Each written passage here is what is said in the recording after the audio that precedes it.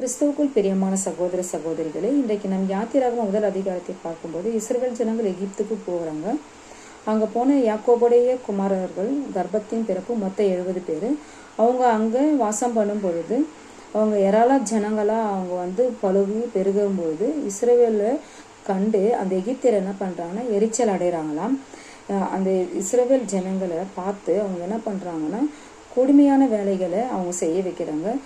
சாந்தும் செங்கலுமாகிய இவைகள் எல்லா வேலைகளிலும் அவங்கள என்ன பண்ணுறாங்க, வயலில் செய்கிற எல்லா வேலையிலையுமே அவங்க என்ன பண்ணுறாங்கன்னா அவங்க ஜீவனிலையும் கசப்பாக்கினாங்க அப்படின்னு சொல்லிட்டு வேதாகமம் கூறுகிறது.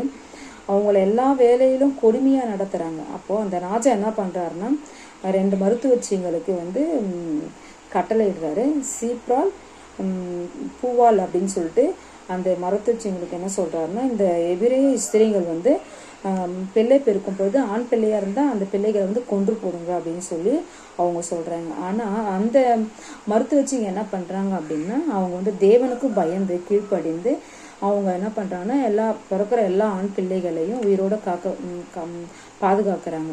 அப்போ இதில் நம்ம என்ன தெரிஞ்சுக்கணும் அப்படின்னா, நமக்கு விரோதமாக 1000 பேர் வந்தாலும் தேவன் நிச்சயமாக நம்ம கூட இருந்தால், சாவுக்கு விரோதமான காரியமாக இருந்தாலும் அவை எல்லாவற்றிலிருந்து தேவன் நம்மை விடுவிப்பாருன்னு நாம விசுவாசிக்கலாம் அப்படின்னு சொல்லிட்டு நான் நினைக்கிறேன்.